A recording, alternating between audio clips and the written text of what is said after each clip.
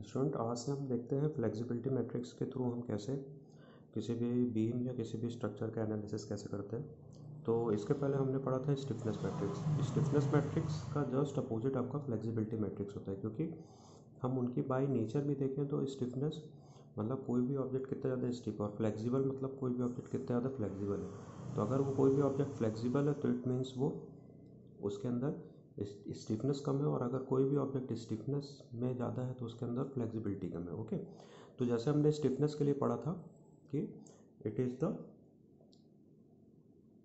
Force for unit displacement. ठीक है, वहाँ पे हम क्या कहते थे कि यूनिट डिस्प्लेसमेंट देते थे, उससे फोर्स कैलकुलेट करते थे।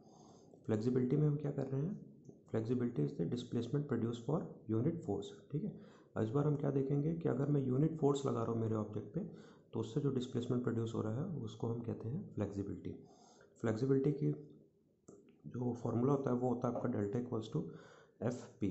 ठीक है, यहाँ पे एफ क्या होता है, flexibility. Okay, for unit force that is P equals to 1, delta will be F. ठीक है, तो अगर मैं अब पिछले क्वेश्चंस में क्या होता था, तुम देखते थे जब हम वहाँ पे वो लगाते थे पी इक्वल्स टू के डेल्टा करता था, है ना। तो स्टिफनेस में मैं क्या करता था, डेल्टा को 1 रखता था, है ना। यूनिट कोऑर्डिनेट में यूनिट डिस्प्लेसमेंट देता था, तो उससे मैं क्या फॉर्म करता था, K11 K22। तो जब मैं डेल्टा 1 दे देता हूँ यहाँ पे तो मेरे को क्या मिलते थे, K11 K22 K33 ऐसे। ठीक है, और इस केस में क्या होगा, जब मैं फोर्स को यूनिट प्रोड्यूस करूँगा, फोर्स के ऊपर एक यूनिट फोर्स आएगा सिर्फ, तो उसकी जगह पर क्या हो जाएगा, ये जो फिर यहाँ से मेरी फ्लेक्सिबिलिटी मैट्रिक्स प्रोड्यूस होती है। ठीक है, तो force, moment, flexibility and displacement. अब प्रोसीजर क्या कहती है, प्रोसीजर एक बार देख लेते हैं।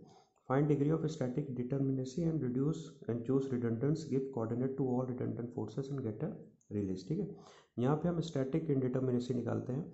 अब सपोज करो इस केस में था स्टैटिक इंडिटर्मिनेसी क्या होगी, यहाँ पे आने वाले फोर्सेस कितने हैं, यहाँ पे वाले 3 है, ये रोलर है तो यहाँ 1 है, और यहाँ पर भी रोलर है तो 1 है। तो 3 1 1 कितना हो गया, यहाँ पे हो गया 5। इक्विलिब्रियम कंडीशन अपने पास 3 होती है, तो ये क्या होगी 2। सपोज करो डी एस आपका 2 आया, तो जब डी एस 2 आ रहा है तो उसके बाद हमको रिडंडेंट्स चूज़ करने हैं ना, जिसको हम निकालना है। तो take M A and M B S resultant because finding displacement will be simple. तो फोर्स में तो आपके पास क्या क्या होता है, फोर्स में हमारे पास एक्सियल फोर्स भी होता है, हमारे पास टॉर्शन भी होता है, हमारे पास वर्टिकल फोर्स भी होता है, हमारे पास मूवमेंट भी होता है। तो ज़्यादातर हम मूवमेंट्स को चूज़ करते हैं क्योंकि उनको निकालना ईजी। क्यों, क्योंकि हमारे पास वेल इस्टेब्लिश रिलेशंस हैं, कुछ मेथड्स हैं जिसमें हम मूवमेंट्स को फाइंड कर सकते हैं with respect to displacement. Find displacement at all coordinates due to applied load on the release structure delta. ठीक है, वही करना है कि जो भी अप्लाइड लोड है उनके कारण आने वाला हमको सबसे पहले क्या निकालना है, डिस्प्लेसमेंट निकालना है। ये इसको निकालते कैसे हैं आगे बताता हूँ मैं आपको। थर्ड है फाइंड फ्लेक्सिबिलिटी मैट्रिक्स। फोर्थ है आपका use compatibility equation to find unknown redundants. तो अब सबसे पहले देख लेते हैं रिलीज स्ट्रक्चर के लिए चीज़ें कैसे कैसे आपकी चेंज होती हैं। तो रिलीज स्ट्रक्चर के केस में सबसे पहले एक आपको मिलेगा डेल्टा एल। डेल्टा एल क्या होगा, डिस्प्लेसमेंट ड्यू टू लोड। जो भी लोड लगा है उसके कारण जो भी डिस्प्लेसमेंट आएगा उसको हम डेल्टा एल कहेंगे। एक डेल्टा आर होगा ड्यू टू रिडंडेंट। रिडंडेंट मतलब जो हम एम ए और एम बी दे रहे हैं, मतलब जो भी हम यूनिट फोर्स प्रोड्यूस करेंगे उसके कारण डेल्टा आर आएगा। ठीक है, डेल्टा क्या होता है, फाइनल डिस्प्लेसमेंट और सेटलमेंट एट कोऑर्डिनेट्स। कोई भी अगर डिस्प्लेसमेंट दिया या कोई पहले से उसके ऊपर मूवमेंट था, वो सब चीज़ें जो रहेंगे वो आपके आ जाएंगे डेल्टा में। तो डेल्टा आर इक्वल्स टू हो जाएगा आपका डेल्टा माइनस डेल्टा एल। जैसे पिछले केस में क्या होता था तब जब हम P लिखते थे तो P को क्या लिखते थे, P minus P L. Same चीज़ यहाँ पे P क्या हो जाता था कि अगर कोई एक्सटर्नल अप्लाइड फोर्स होता था जो कि मोमेंट के फॉर्म में, कैंटिलीवर के फॉर्म में होता था, तो उसको लिखते थे। L जो होता था, L क्या होता था, L जो मेरे रिलीज करता था स्ट्रक्चर और फिक्स एंड मोमेंट के कारण होता था। सेम चीज़ यहाँ पर है। इनको सॉल्व कैसे करते हैं वो देखेंगे आगे। तो जो मेरी फ्लेक्सिबिलिटी इक्वेशन का फॉर्मूला बनता है फाइनली वो क्या होता है, पी डेल्टा इक्वल्स टू क्या होता था, एफ पी। ठीक है, वेयर एफ क्या था, फ्लेक्सिबिलिटी मैट्रिक्स। तो पी रिडंडेंट फोर्स हमको निकालना है, तो इसके लिए मैं पी आर यूज़ कर रहा हूँ। तो एफ इन्वर्स हो जाएगा क्योंकि एफ मेरा इधर आ जाएगा delta R. Delta R redundant force निकालने के लिए क्या है, मेरी इक्वेशन यूज़ हो रही है डेल्टा माइनस डेल्टा एल। ठीक है, तो फ्लेक्सिबिलिटी मैट्रिक्स के कंपोनेंट्स पे देख लेते हैं। सेम वैसे ही जैसे अपने स्टिफनेस के थे, F11 F12 F21 F22। तो एफ आई जे के फॉर्म में अगर मैं देखूँ तो क्या होता है, displacement at coordinate I due to unit force at coordinate J. ठीक है, तो जो पहले है, जैसे यहाँ पर आई पहले है और जे, आई और जे कंपोनेंट की बात करूँ तो आई क्या होता है, जहाँ पर डिस्प्लेसमेंट होता है, और जे कहाँ पे, जहाँ पर हमने यूनिट फोर्स लगाया था। तो सिमिलरली एफ वन वन क्या हो जाएगा, displacement at coordinate one due to unit force at coordinate one. Displacement two one क्या हो जाएगा, displacement at coordinate two due to a unit force at coordinate one. जैसे हम स्टिफनेस मैट्रिक्स में पढ़ते थे, के वन वन हो जाएगा, के वन टू जाएगा displacement at coordinate one due to unit force two at two, and K two two जाएगा displacement at coordinate two due to unit force at coordinate two. अब जो एक important है, for assembling deflection delta in released structure and to assemble flexibility matrix F, या जिसको हम F के नाम से भी जानते हैं, standard method in structural analysis like conjugate beam method, unit load method में भी यूज। ठीक है, अब ये डेल्टा एल और जो स्टिफनेस मैट्रिक्स है, इसको फॉर्मेशन के लिए हम क्या यूज़ करते हैं, इसकी फॉर्मेशन के लिए हम यूज़ करते हैं कॉन्जुगेट बीम मेथड या यूनिट लोड मेथड। तो इसमें हम डिस्कस करेंगे कॉन्जुगेट बीम मेथड से कैसे फ्लेक्सिबिलिटी निकालते हैं। आइदर आपको कॉन्जुगेट बीम मेथड आती रहे या यूनिट लोड मेथड है, दोनों में से कोई भी मेथड अगर आपको आती है तो आप उससे फ्लेक्सिबिलिटी मैट्रिक्स बना सकते हो। तो हम यहाँ पर जो पढ़ेंगे वो पढ़ेंगे हम कॉन्जुगेट बीम मेथड के लिए। कॉन्जुगेट बीम मेथड क्या होती है, ये स्ट्रक्चर एनालिसिस वन में पढ़ा होगा। Conjugate beam is an imaginary beam से of same span as the original beam loaded with M upon E I diagram of original beam. ठीक है, अब सपोज करो मेरी किसी बीम में, ये मेरी नॉर्मल बीम थी, ओरिजिनल बीम थी, इस पर एक डब्लू लगा हुआ है जिसके ऊपर एल है, एल स्पान पे डब्लू का लोड लगा है। तो मुझे पता है इसके कारण बेंडिंग मोमेंट की वैल्यू क्या होगी, डब्ल्यू एल स्क्वायर बाई 8।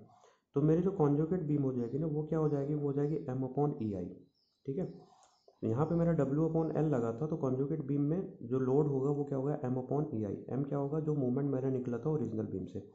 तो वही यहाँ पे लिखा है conjugate beam is an ordinary imaginary beam of same span as the original beam loaded with M upon E I diagram of original beam. ठीक है, तो जैसे उस केस में हम वहाँ पे क्या करते थे, पिछले केस में एफ ई एम निकालते थे, है ना। तो यहाँ पर हम क्या करेंगे, एफ ई एम की जगह पे क्या करेंगे, मेरी बीम का सिंपल बेंडिंग मोमेंट कैलकुलेट करेंगे, मैक्सिमम जो होता है डब्ल्यू एल स्क्वायर बाई, और उसको चेंज कर देंगे हम एक अपनी कॉन्जुगेट बीम में। ठीक है, सपोज करो कोई सेंटर पे लोड लगा हुआ है तो उसका डब्ल्यू एल बाई 4 होता है, तो उसको हम चेंज कर देंगे किस में, मेरी कॉन्जुगेट बीम में। तो इससे मेरे को क्या मिल जाएगा, वहाँ पर जो हमको एफ ई एम वाला पार्ट मिलता था, जो हमको पी मिलता था, ठीक है, जो हम पी एल निकालते थे, उसको हम यहाँ पे कैसे निकालेंगे, उसको हम यहाँ पे नाम देंगे डेल्टा एल का।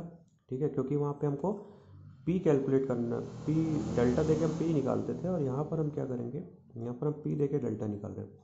तो जैसे वहाँ पर हम क्या कैलकुलेट करते थे, पी एल, है ना, सिमिलरली हम यहाँ कैलकुलेट करेंगे डेल्टा एल। और डेल्टा एल कैलकुलेट कैसे करेंगे, पी एल कैसे कैलकुलेट करते थे, एफ ई एम निकालते थे, फोर्सेस का एफ ई एम निकालते थे।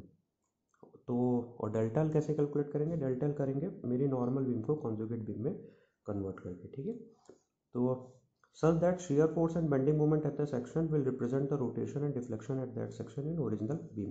ठीक है, तो इसका उसके आगे कहता है such that, कि जो मेरी ओरिजिनल बीम को अगर मैं कॉन्जुगेट बीम में चेंज करता हूँ तो उसका लोड हो जाता है एम अपॉन ई आई, और जो मेरी कॉन्जुगेट बीम में शेयर फोर्स और बेंडिंग मोमेंट आएगा वो रिप्रेजेंट करता है ओरिजिनल बीम के रोटेशन एंड डिफ्लेक्शन। ठीक है, तो मुझे चाहिए क्या, ध्यान दो, मुझे चाहिए डिस्प्लेसमेंट। डिस्प्लेसमेंट मतलब रोटेशन के फॉर्म में आएगा, मोमेंट है तो यहाँ रोटेशन के फॉर्म में आएगा। तो मुझे चाहिए अपनी ओरिजिनल बीम का रोटेशन, रोटेशन चाहिए तो मुझे क्या निकालना पड़ेगा, कॉन्जुगेट बीम का शेयर फोर्स। ठीक है, तो अगर मुझे अपने ओरिजिनल बीम का रोटेशन चाहिए तो मुझे अपनी कॉन्जुगेट बीम का क्या निकालना है, शेयर फोर्स। ठीक है, अब सपोज करिए आपको यहाँ पे कुछ ये कॉन्जुगेट बीम के फॉर्म में था, एम अपॉन ई आई की वैल्यू आपको पता थी। एम कहाँ से आता है, जो भी मेरी ओरिजिनल बीम पे लोड लगा होता है, ठीक है, उससे जो मैक्सिमम बेंडिंग होता है। तो अगर इसके लिए मुझे शेयर फोर्स निकालना है तो शेयर फोर्स निकालने के लिए क्या करना पड़ता है, रिएक्शंस को कैलकुलेट करना पड़ता है। तो रिएक्शन की वैल्यू क्या होती है, अगर कोई ट्रायंगुलर लोडिंग दे रहा है आपको एम अपॉन ई आई, तो उसका हो जाएगा उसका एरिया, तो R equals to R B equals to 1/2 half base into height 1/2 L into M upon E I, और अपॉन टू किसके लिए, क्योंकि आर ए और आर बी अगर बराबर है। अगर आर ए और आर बी अलग अलग कैलकुलेट हो रहे हैं तो फिर ये 2 नहीं आएगा। अगर पैराबोलिक है, पैराबोलिक किसके केस में होता है, यूडीएल के केस में, तो आपकी आर ए और आर बी की वैल्यू क्या हो जाएगी, 2/3 cross L cross M upon E I upon 2। ठीक है, 2/3 हाफ मतलब 2/3 बेस इंटू हाइट, आपका पैराबोला के लिए। अब सपोज करो कभी आपकी जो लोड है वो एम अपॉन या इस फॉर्म में लग रहा है ट्राइंगल के फॉर्म में, तो मुझे पता है कि इस पूरे जो ट्रायंगुलर फॉर्म में लोडिंग है इसको अगर मैं कन्वर्ट करूँ तो इसके मैं सी जी देखूँ तो क्या होती है, राइट एंगल साइड से 1/3 होती है और इधर से 2/3 होती है। तो इस केस में आर ए की वैल्यू क्या हो जाएगी, पहले तो half base into height total load, half base into height ये आपका क्या हो गया एरिया, है ना, और इसके आगे की बची हुई डिस्टेंस कितनी है 2/3, सब ठीक।